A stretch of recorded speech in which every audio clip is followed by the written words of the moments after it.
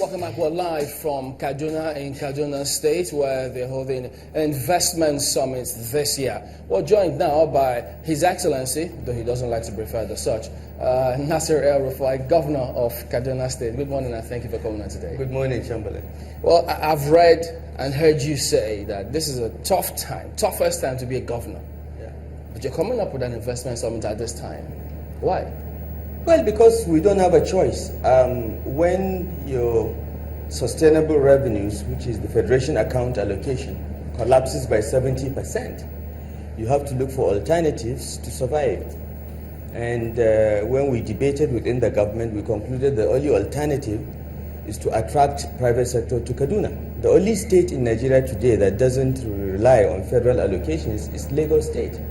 And the reason is clear. Lagos has such a large tax base.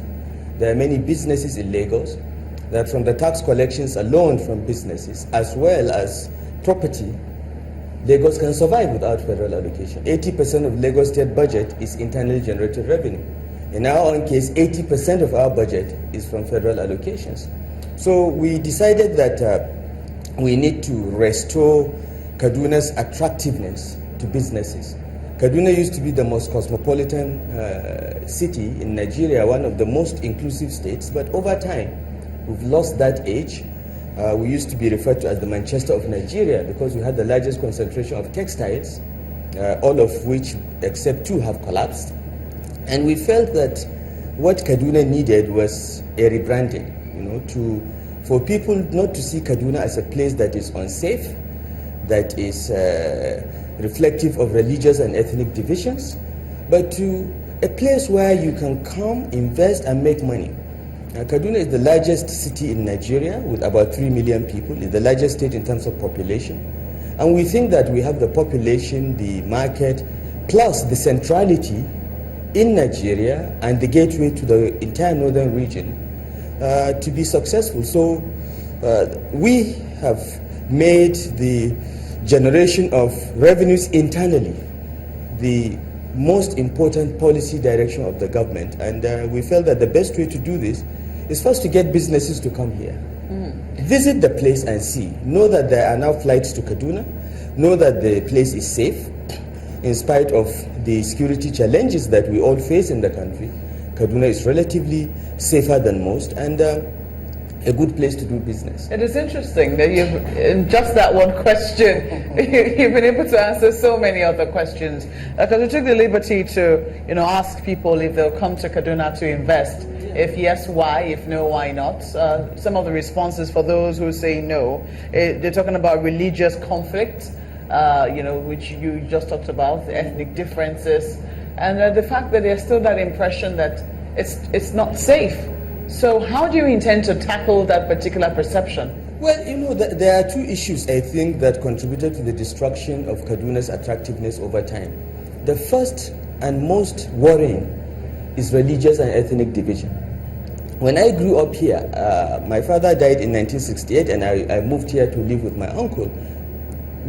Our neighbors were a family from Old Cross River State. I don't even know that they are Cross River Akwa Ibom now. Mama Godi was our neighbor, and we used to enjoy going there for Easter and Christmas, and they come to our house for Salah. We all lived together. It was a fairly integrated city. One house Muslim, one house Christian, one house Yoruba, Igbo, and so on. And that's how we grew up. In fact, I remember until I was about 10 years old, I did not know that there were any differences in religions. I just knew that I went to mosque, every day, and these people don't go to mosque, but on Sunday they dress well and go to church. That was all. But now, the Kaduna we inherited is a city that is divided more or less along the river. River Kaduna divides us. In the south, you have Christians and non-indigens. In the north, you have mostly Muslims and Hausa-speaking northerners. And it's very unhealthy. And the industries are in the south.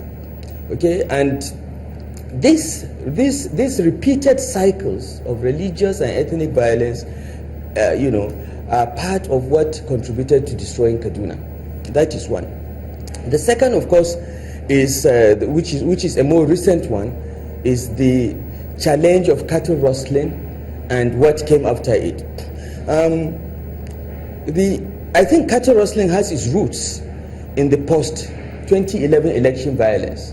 Kaduna lost about 800 lives during the post-election violence. It was the worst in the country. It didn't get as much media attention as it should, but many lives were lost, particularly in southern Kaduna.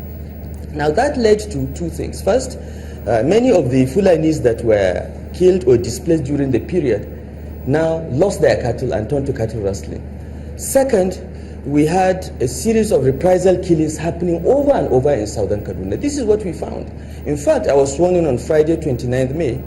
That evening, there were killings in Sanga local government in southern Kaduna. So my first assignment as governor was to call a security council meeting on Saturday to address it.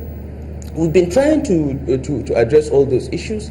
The killings in southern Kaduna have more or less stopped, thanks to the intervention of a committee we set up under the leadership of General Agwai, former Chief of Defense Staff. He did a very good job of going around and really tracing the root of these killings, and found that most of those that come in to do these killings are from other African countries, Cameroon, Chad, Mali, Senegal, because this happened in April, and these cattle rearers had come from these countries and were going back because they moved across the West Africa sub-region.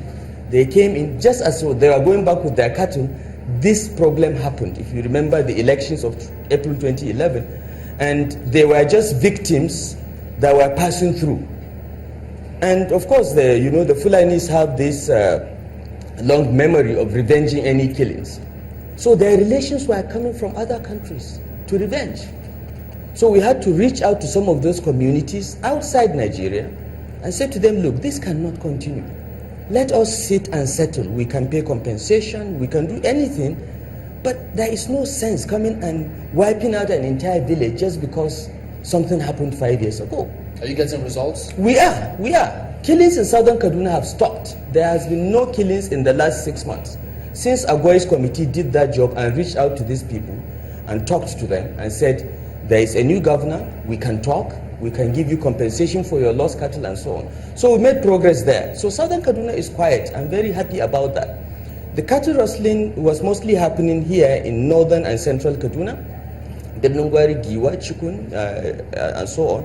And what we did there was to ask the governors of the neighboring states, because there is a forest reserve, Kamuku Kuyambana, that straddles about 5 or 6 states: Niger, Kaduna, Zamfara, Katsina, Kaduna, Kebbi, and Sokoto, where these cattle rustlers use as refuge.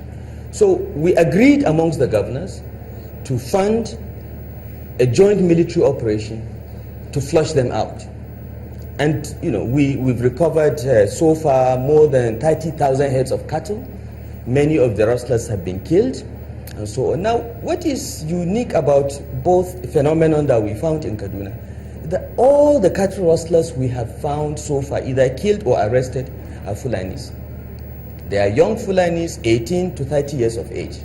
They are armed, and most of them will say that they had to go into this business because they lost their cattle during the 2011 crisis. When we succeeded in reducing cattle rustling, a new phenomenon now emerged: kidnapping. Because they can no longer move in groups and steal cows and other livestock and move easily because of the work that the military and other law enforcement agencies are doing, they have now split and moved into communities and are engaged in kidnapping. We've been very successful even in attacking kidnapping because we've virtually arrested all the cases of the kidnapped. Mansour Ahmed, Dangote's executive director, was kidnapped a couple of weeks ago. We've got the guys that did it. We've got them. Even his passport has been recovered and some foreign currency with one of them. So we are getting them, but we only get them after the fact. What about, why not before? Or the process? Because they split into 3 or 4 groups.